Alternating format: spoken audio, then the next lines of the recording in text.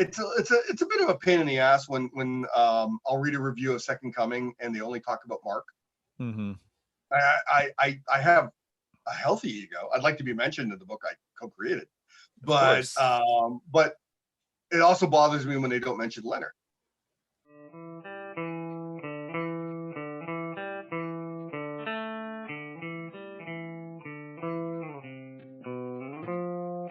Welcome back to the Comics Cube, everyone. I'm with Richard Pace. How are you today? Not too bad. How about yourself? I'm doing okay. I've got a few questions for you. The first question I start with everyone is, what got you into comics as a fan and as an artist? Who was the spark? Frank Frazetta. Oh, I was about 11 years old. I was growing up in Winnipeg, Manitoba, which is like the middle of nowhere. I like to tell people I was raised by polar bears, but I was actually raised by penguins. They moved north. They thought it was warmer in Winnipeg. So I was going through a local bookstore, and I always went to the art section. I always loved drawing. I was that kid who drew, but I didn't understand that there was anything you could do with it, because you'd see books about Rembrandt and all those dead famous artists who died starving. And it's like, oh, I didn't really want that for myself. But I'm walking down the aisle with the art books, and I see this fantastic art of Frank Frazetta book. It's the one with the Egyptian queen on the cover. If people are old enough to remember that one. And I was like, what is that? Look at those boobs. So I picked up the book and I'm flipping through it, and my eyes fell out because I couldn't believe I'd never seen his work before. And then I'm standing in the bookstore reading the introduction, and I'm like, oh my God, he does this for a living and he's alive? He's a living artist who does like this? So luckily I had enough money on me for my allowance to buy that book. So I bought that book immediately. And very quick succession, my grandparents helped me buy the remainder of the 4 books at the time. Even with all the boobs? They didn't care. It was like, oh, he's buying books? That means he's reading. Oh, okay. Yeah. They didn't realize there were art books. Grandparents don't care either. I think the one time I got in trouble, I'm digressing, but which I do a lot. It's cool. When I was younger, I think I bought it was the very first issue of Heavy Metal magazine, because I asked my grandmother if I could buy a comic, because she was grocery shopping. So I went over to the magazine rack where the comics are, and right by the regular Marvel DC Comics was the first issue of Heavy Metal, because it was a comic magazine. First issue of Heavy Metal. Oh my God! It had Dan. It had this bizarre story by Kaza. This naked woman running across this barren landscape. She finds this little oasis with this weird fruit. She devours all the fruit. Like, she pulls off, it looks like a foreskin. Pulls this foreskin off the fruit and devours the fruit. And she falls asleep in the forest. She wakes up and she's pregnant with a belly that looks like the fruit with the weird foreskin on it. It was a mind screw for a kid that age, right? My brother sees it, my older brother, and he's like looking at it. Mame bought this for you? French for grandmother. Mame bought this? Oh yeah, right? He's like, oh my God. And somehow my mom finds out my brother snitched. And it got confiscated. I wasn't allowed to have the magazine. So you lost Heavy Metal #1?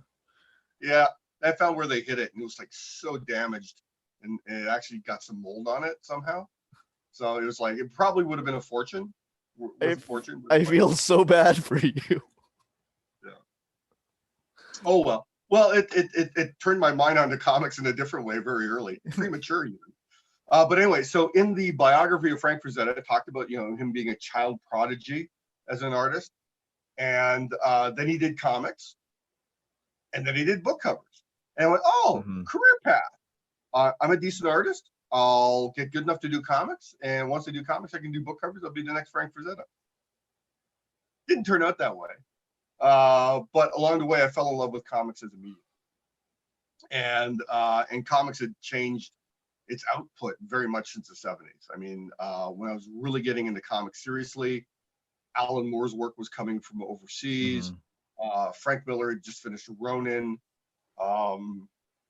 I keep on thinking my first big summer in comics, you had Byrne and transitioning from Alpha Flight to the Hulk. You had Simonson on Thor. Yeah. Sienkiewicz was on New Mutants. You had Alan Moore's Swamp Thing coming out. V for Vendetta was about to be reprinted. Dark Knight was going to be coming out the next year. I mean, it was just Miracle Man.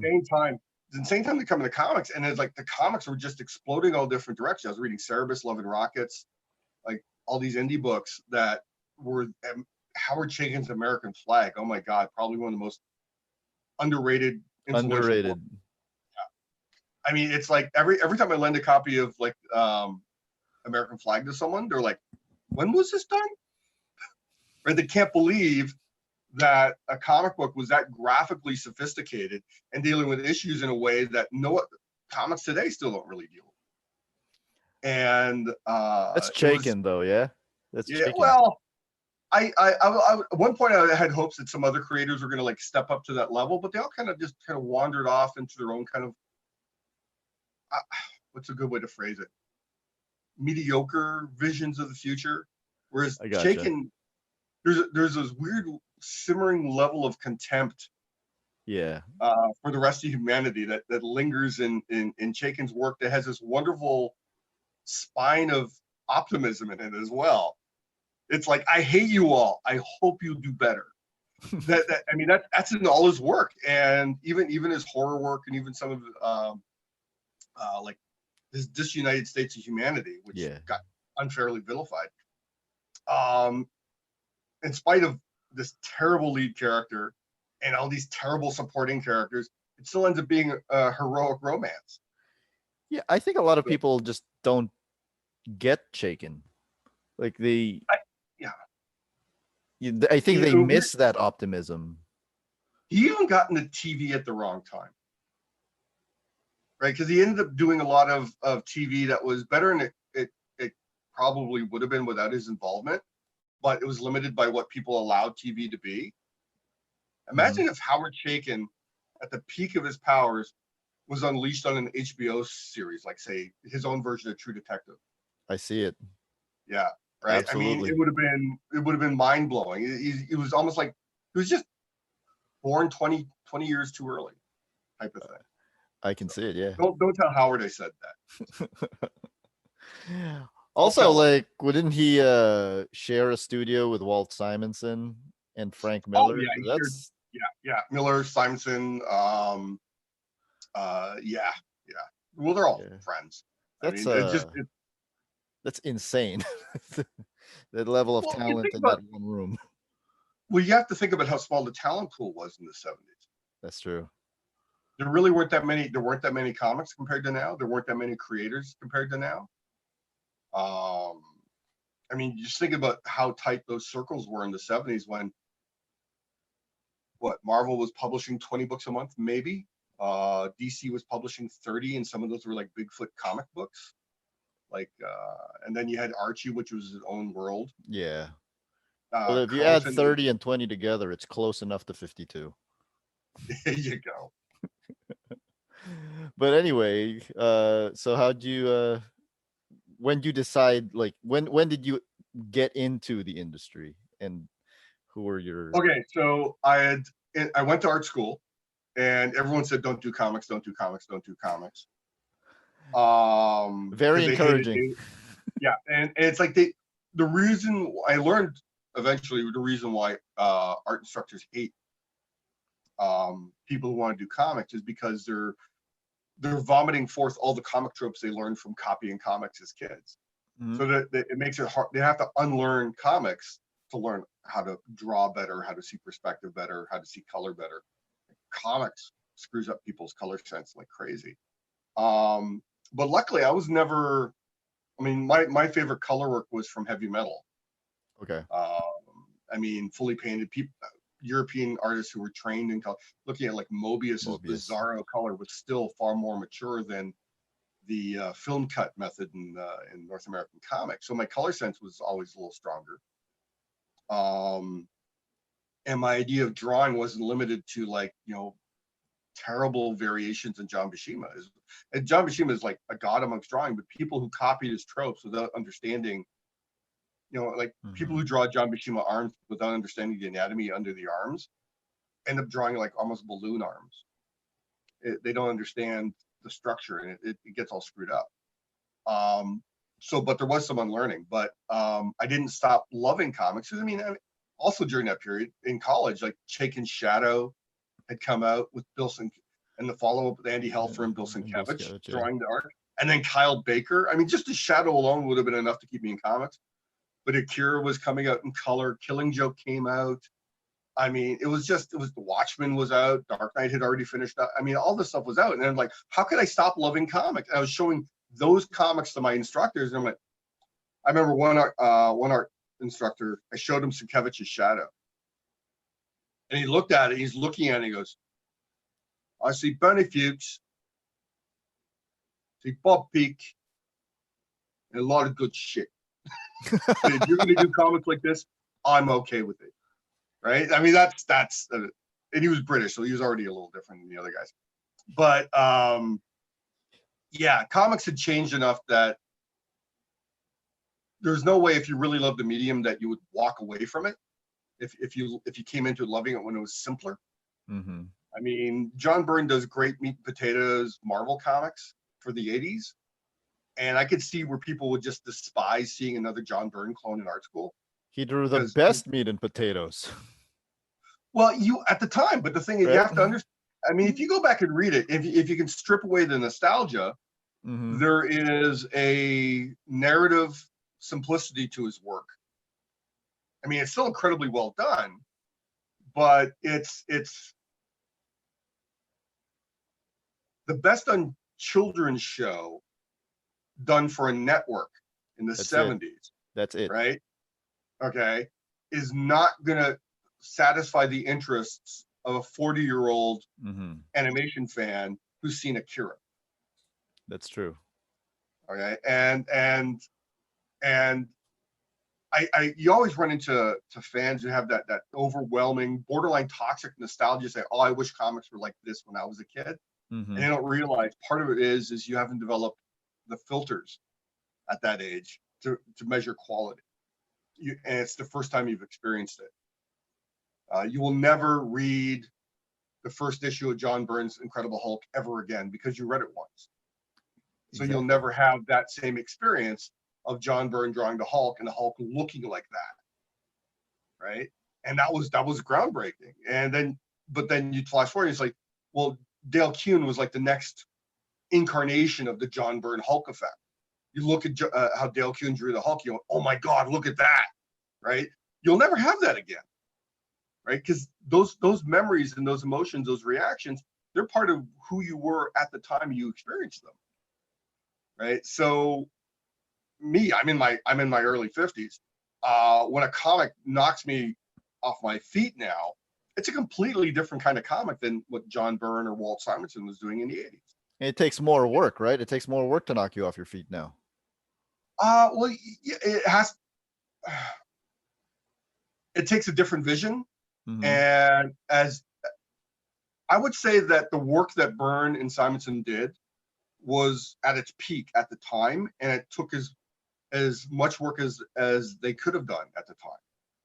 If I wouldn't say anyone today is necessarily working harder; they're working differently. Is that it? Because I actually love Simonson's Ragnarok series that's coming out from IDW. Love it. And so many, it's a lot more, despite it being essentially big Kirby Simonson comics, it's a lot more subtle than his Thor run was. It's a lot more nuanced than his Thor run was. And that's Simonson producing comics now as opposed to like in the 1980s. And he's gotten better, right? He's just gotten better. It's sad. You see an artist that you loved and they get sloppy, disinterested. Let's say it. John Byrne. John Byrne can still draw, can still tell a story, but I saw pencils from this weird X-Men book he's drawing for himself. I know what you're talking about. Ago. And there's a rubberiness, a sameness where it's almost like he's not necessarily drawing forms that he's visualizing in his head as much as doing hieroglyphics. This is what a shoulder looks like. This is what an arm looks like. He's not really drawing the shoulder. He's not really drawing the arm. He's like, these are the shapes that tell the reader what these things are. And there's a validness to that, but it comes across someone who was so much better at one point as lazy and rushed. Like Yeah. he's not interested in that aspect of the craft anymore. And it would be like going to a Clapton concert and he's playing all the same notes, he's just not playing them as well. Mm-hmm. I know what you're Is talking. that okay? Good. I feel the same way. I felt the same way with John Byrne since he was on Wonder Woman. Yeah. But Simonson, he's just getting better. Sienkiewicz, just getting better. There's a little bit of that softness to Chaikin's work, but his writing is stronger now. So it's almost like you can see where his focus shifted. Okay. Yeah. So here's my next question. You have 2 styles. I got more than 2 styles. I got an infinite number of styles. Are you referring to the look in Second Coming? I am referring to the look in Second Coming because I was following Burning Monster when you were still active on it. Follow you on social media. So I see multiple styles, yes, but I see 2 very prevalent styles. One is the one that's super detailed and super rendered. And the other one is you can also do really cartoony. Actually, okay, I got so many reviewers missed this. So what happened was the book was all going to be me. I actually have the pages I inked for when it was going to come from Vertigo. But after DC gave us the book back, because Warner Brothers just didn't want any more heat after the bat penis the previous summer. So they gave what you guys were? You guys were Rick Veitch on Swamp Thing with a Jesus cross. No, Rick Veitch can blame us, and I can understand what people would want to blame us because we were the latest thing that screwed it up. But it all falls down on the bat penis. I mean, there's a marketing fail where someone didn't stop DC from saying, "Look, we can't sell Batman underoos if everyone knows what the bat dick looks like." Right? So they should have. I hate to say it, as much as I want creative freedom, it's freaking Batman. You're not going to be able to do a lot of great creative freedom with Batman. Why did they do the bat dick? Creative freedom is a thing that's nice and all, but you got to use it wisely, guys. Yeah. So don't blame Rick Veitch on me. Warner Brothers wouldn't have allowed it. There would have been far right Christian. Oh no, I'm not blaming Rick Veitch on you. What I'm saying is that what happened to Rick Veitch in '89 is what happened to you guys. Oh, okay. No, because Rick Veitch came out and said they turfed a reprint of his run because of Second Coming. What? I thought that's what you were referring to. Yeah. What? Really? Yeah. In an interview, apparently he was told that they're not going to do the reprint of his Jesus Swamp Thing story because of Second Coming. Oh wow, I didn't know. Yeah, well, I never read it. I was told by 3 people who said they read it with him. I'm a huge fan of Rick Veitch's work too, so I'm like, oh shit. But anyway, so after DC gave us the book back, it was Kurt Swan's birthday, and I went, you know what? All the scenes set on Earth with Sunstar, if they looked like that period of comics, and it floated the idea to Mark and our new editor Tom Peyer, who's brilliant. They both loved the idea, right? So I spent a couple of days trying to see if can I channel Kurt Schaffenberger inking Kurt Swan, and I could ape it, but oh my god, like I'm already slow. Like I redraw pages like crazy. I try and make everything look spontaneous and like fresh. So I'll end up drawing the same thing 6 times until it looks like fresh and new. And I kill so much time doing that shit. But so the decision became, well, how about I lay out the pages and we bring in someone who naturally has that superhero style. Leonard Kirk. So I'm not drawing in Leonard's style. What it is he's got my storytelling approach, so the narrative reads the same. Because Leonard does his own storytelling. The storytelling Leonard does for himself is perfect for Leonard. It's better than I could ever give him. But for Second Coming, there's a slightly different. It's a very, very different approach to showing the story. And so Leonard brings his style on top of mine. He obliterates my scribbly, scratchy shit. And Andy Troy colors that. So that's where the radically different look comes from. Wait, hold on. So you mean, despite the fact that you're credited as penciler and inker on the Sunstar pages, he's actually redrawing everything? They screwed up the credit. So it is, I lay out the whole book. I do all the art, including colors, on all the pages that are that fuzzy, super detailed, scratchy stuff. If it's fuzzy, it's me. Right? Okay. And the other stuff, I've laid those pages out for Leonard, and Leonard does the pencils and inks over them, and Andy Troy colors those pages. So there's this very distinct break between who's doing what. Oh, so that's why. Yeah. I'm okay. Yeah. Understood. What's it like working with Mark Russell? So guy who's he's really like carving out a space for himself in this whole industry. Yeah, for the level of fame he's got, he's incredibly humble. He trusts me a lot. I make probably more changes based on my own expectation of how stories need to be told. Mm-hmm. And I don't know if I haven't actually talked to other artists who've worked with Mark. That would be good. Good experience. But Mark has been very. There's only ever been one thing where we had a disagreement on, and it turned out I was right. So which one was that? He was really worried about the fruit on the trees of knowledge of good and evil in the first issue. Okay. And the fact that I made one tree female, one tree male, and basically one tree had vagina fruit, the other one had like dick fruit, and then there's one panel where you see Adam and Eve chowing down on the fruit. He thought that was too much, and I'm thinking it's a Vertigo book, right? At the time, right? And he was like, oh, I really don't know. And if he dug in his heels, I would have had to redraw him, because at that point at Vertigo, it was more his book than mine. That was the deal. But then we went to Ahoy, and Mark was still really worried about it. But at the point, he added that gut punch extra 10 pages in the first issue about Jesus's boyhood friend who had a shitty life.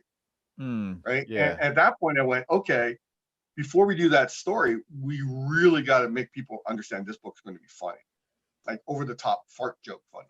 So I dug in my heels at that point. So Tom Peyer even comes to me and goes, Mark's really worried about that. And I said, what do you think about it? He said, well, I want you guys to be happy. He goes, I think it's good, but I mean, Mark's really worried that it might skew the book. I said, you know what? I've seen this whole book. I know how this reads. I think that joke needs to stay in as is. And then the book comes out, and then everyone's going, oh my God, Mark Russell's dick joke is so funny. So I think they trust me a little bit.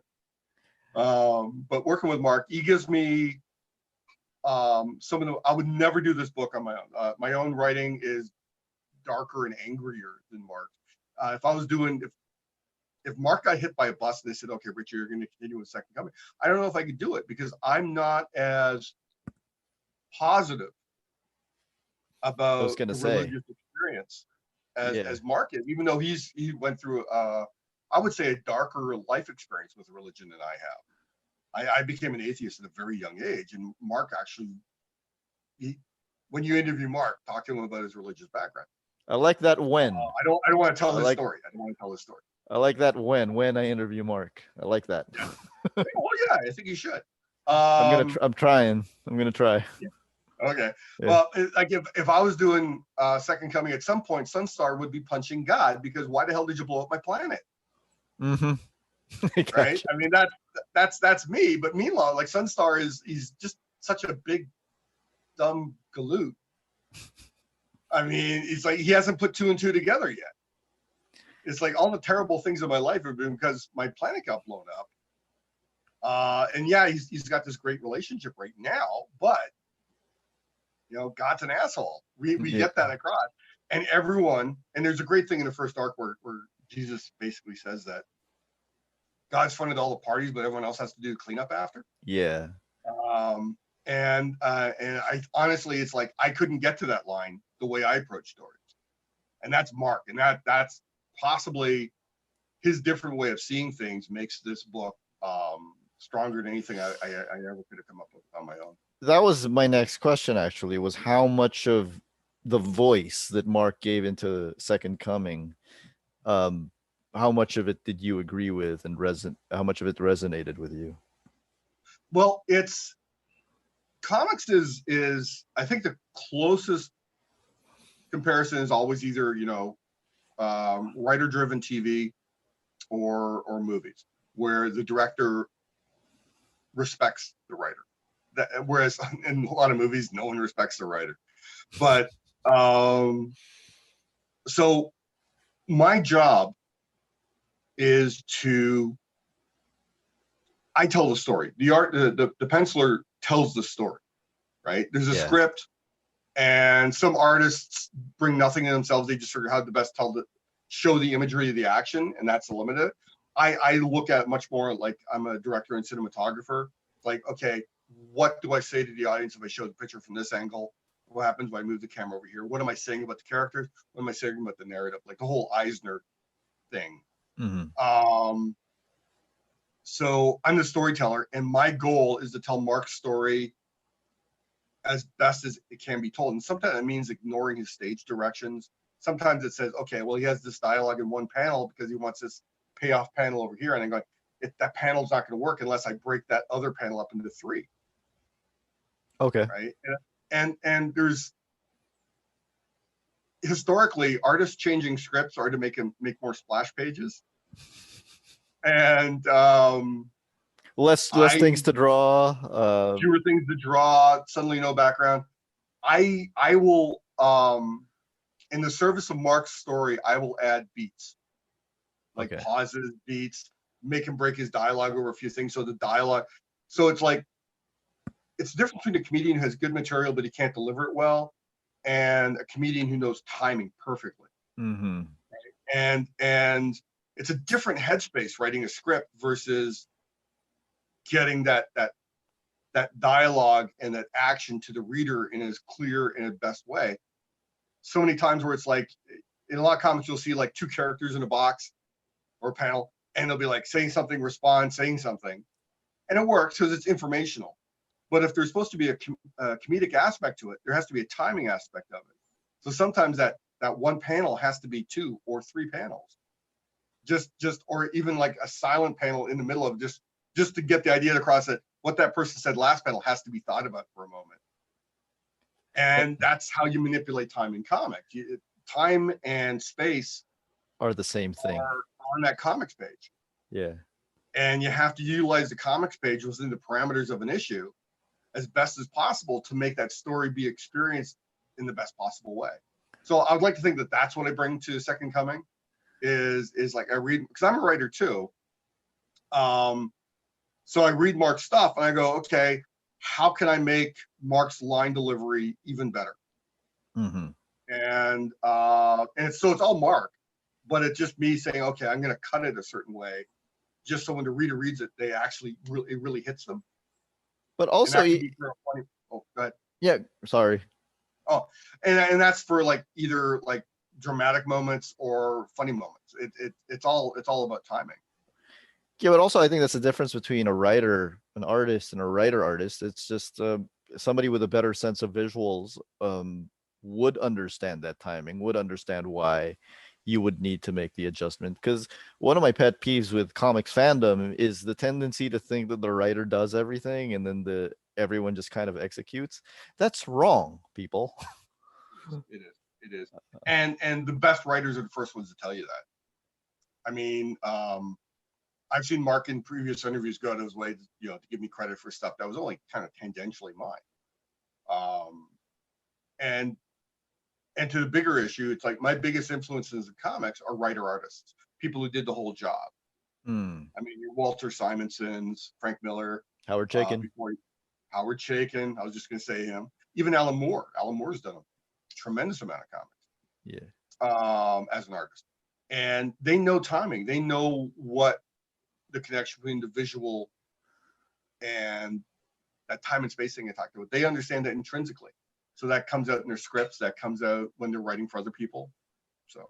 And Alan Moore, like I think he's one of the reasons people think that the writers do everything because of his legendary super detailed scripts.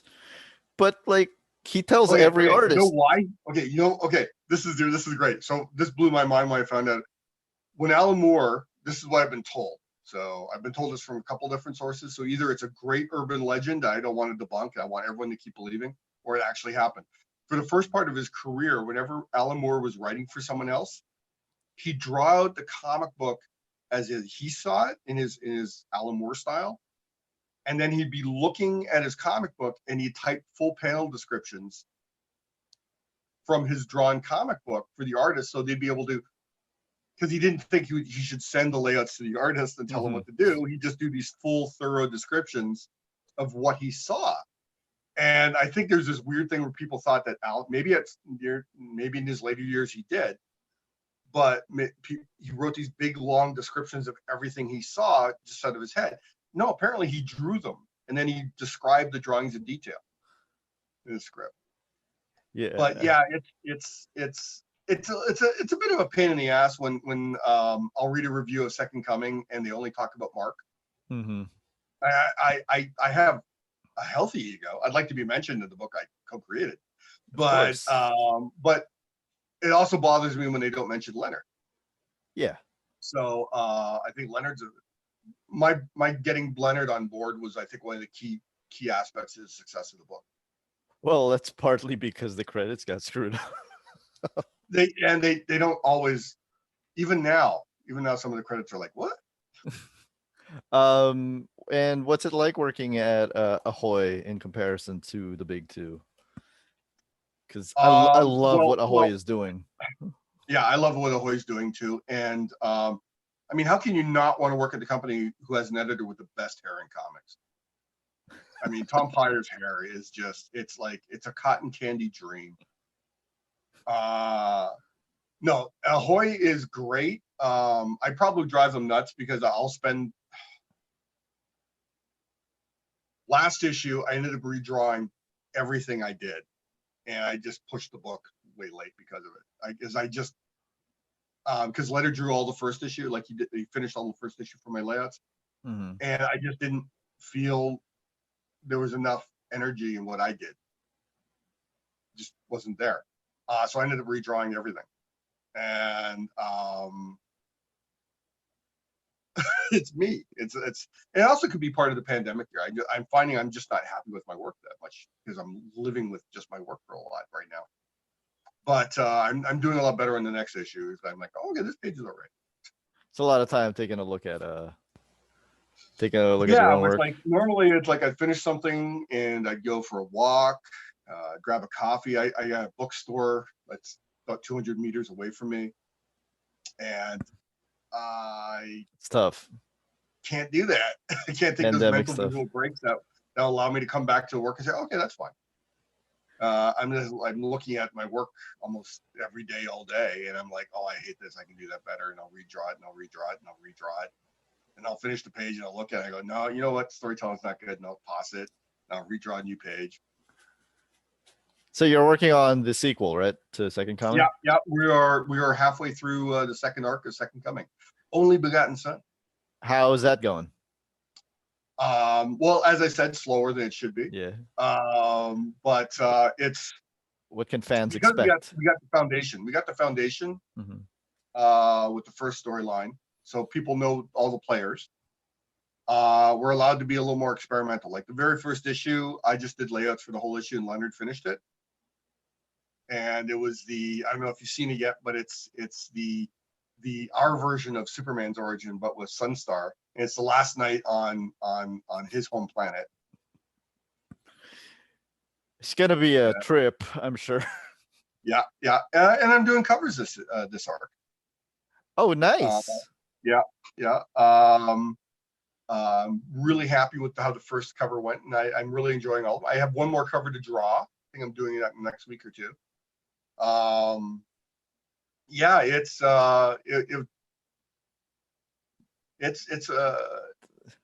even better the second time around. So I think we're only doing 2 or 3 more arcs, and then we're done. And it's also good to have that sort of like knowledge that we're going to be completing something that big. Because comics don't generally do that anymore. Talk to me about your designs for Jesus and God, because you kind of straddle the fence between the recognizable iconography and not. Well, the trick was coming on board. For example, it's like there's an Adam and Eve scene right in the beginning of first issue, and there was part of me that was going to draw them as black, and because first humans. Yeah. And it set off like a series of dominoes in my thinking about the whole design of the whole cast. And there's like the theory that Jesus was black and a lot of other things. And I realized as a comedy book, not as a social statement, but as a comedy book, a satire, you have to start with what the audience think they're going to get. Okay. And I realized if I did Black Jesus, let's say I decided that all the theories about a Black Jesus were 100% spot on, and I'm doing a Black Jesus. Already I would have lost a large portion of the audience whose full expectation of Jesus was the picture they saw on their grandmother's TV growing up. Ah, that guy, Obi-Wan Kenobi. Yeah.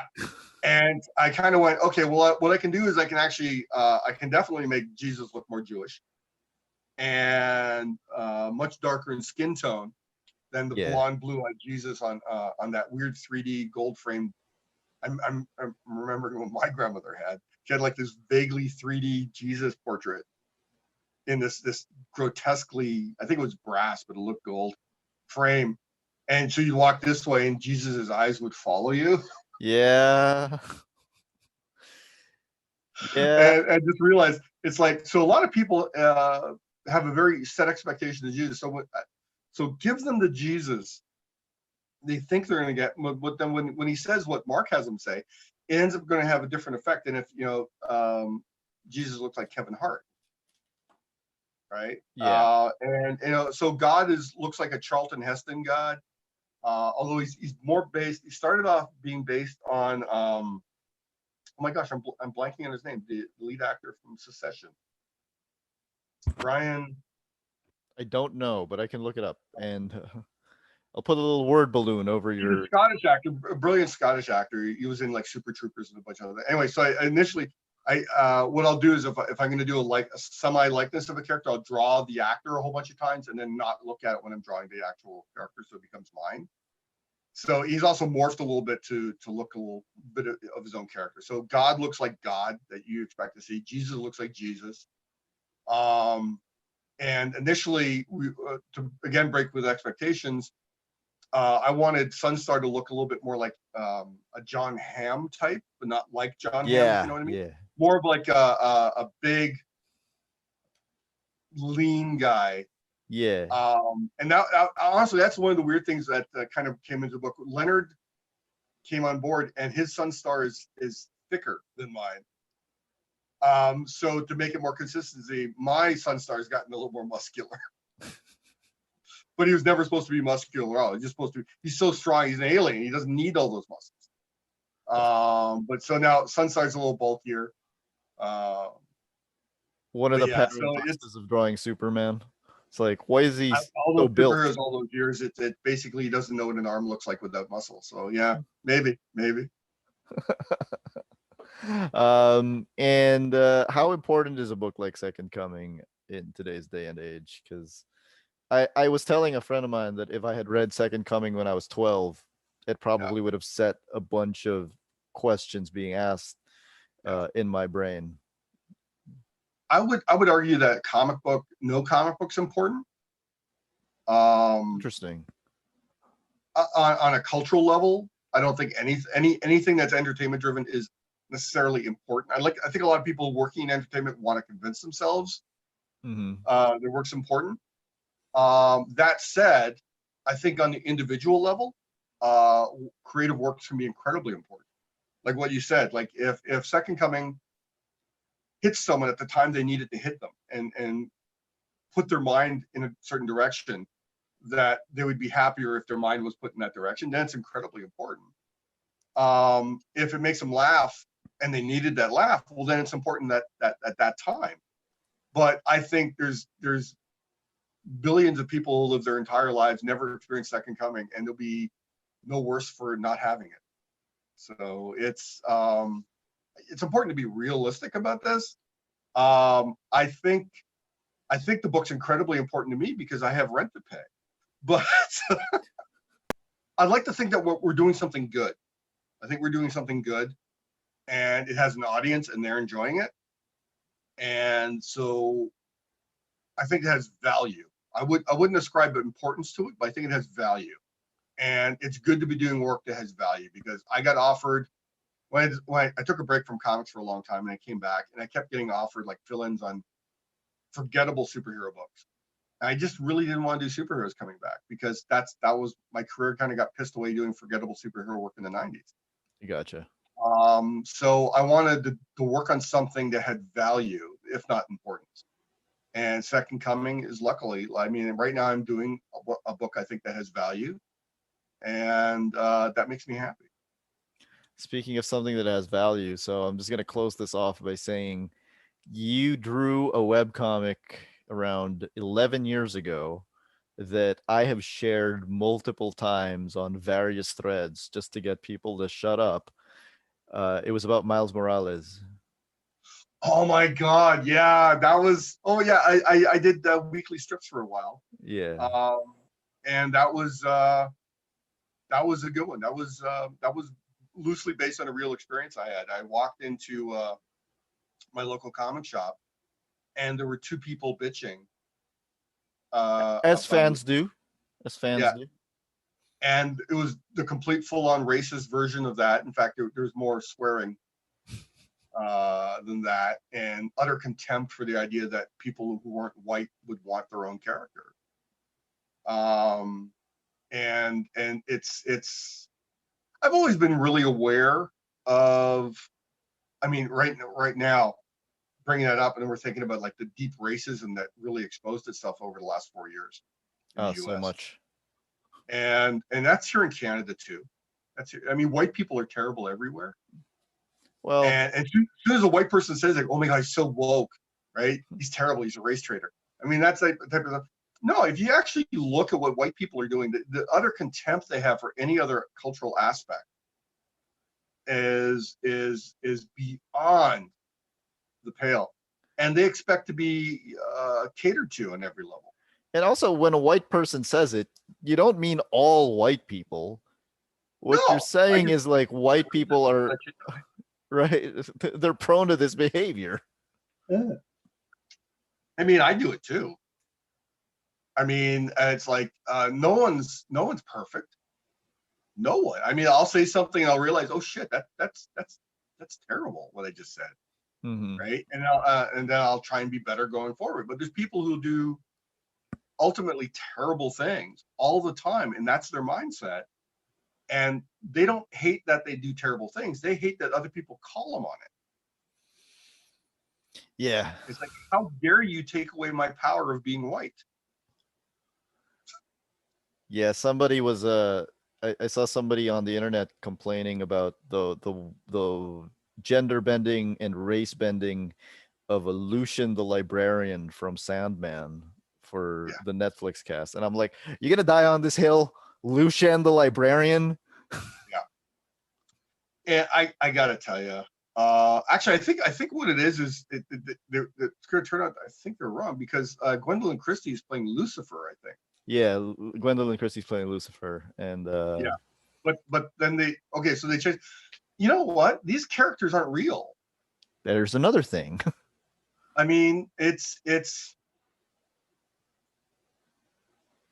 I would be justifiably upset if they did a biopic about Martin Luther King and then cast Howie Mandel to play him. Mm-hmm. I would think that would be wrong. You're presenting yourself as something that dealing with a historical record. But if you wanted to do something artistic, and then what you do is you cast a plethora of different actors delivering Martin Luther King speeches, say Asian American. Mm-hmm. This is a great idea. I love it. Filipino, basically the whole experience, and you have everyone giving Martin Luther King's speech, then you're saying a different message. It's a little bit like the Dylan movie from a few years ago, where they had like 3 or 4 different actors playing Dylan over the course of his life, and one of them was a woman, right? And that's an artistic choice, but if you're taking fictional characters, they don't exist. I mean, sure, they existed one way in the comic book 30 years ago, but okay, show me Lucian's penis in those comics. It's not there, right? Show me the sex scene he had in those comics. It's not there. Where was Lucian's? Where was his sexuality ever a component? If sexuality is not a component, then it doesn't freaking matter. Plus, and he's a dream raven. I don't think race matters here. Yeah, I think, well, no, Matthew was the raven, Lucian was the librarian, right? Yeah, I mean, Lucian is revealed to be the first raven who became the librarian. Yeah. So, and yeah, that's right. It's been a while since I reread those. It's sometimes you have to, because it's the right thing to do. You have to do a race or gender swap, because it would be terrible today. It's like the Thor movies, where oh god, my brain just Idris Elba. They had to not put a white person there. They had to, because that specific god is a symbol for white power groups in Europe, right? So putting Idris Elba in the role did 2 things. One, it did not give them an actor who the white power groups could utilize as a hero figure in media. I didn't know that. Well, there's a Heimdall is a white power figure in Europe. Because he guards Valhalla, right? He guards the Rainbow Bridge. Oh wow. Okay. Yeah, so I mean, you get all these like stupid racists who are going, well, I'm Heimdall, I guard the white race, right? So there was a massive fuck you to those people by putting a black man in that role. I thought it was just a case of, if I can cast Idris Elba, I'm casting Idris Elba. Well, I would have cast Idris Elba as Thor if I could have. I mean, that would have been amazing. Yeah, it's no, it's like sometimes you have to do it like in that situation, but it's like Nick Fury playing Sam Jackson playing Nick Fury. That was just brilliant. It's like, I mean, who would you have gotten before it? Well, I know who they would have gotten before it. They got David Hasselhoff to play Nick Fury. I mean, how memorable is that? I think we all know who people would rather follow into battle. Yeah. Between those two. Yeah. But thank you. I think it's time for you to go. And, I'm looking at the clock here, so I was like, I gotta go. Thank you. Hope we can do this again sometime. I would love to do that. Thank you, Richard Pace, everyone.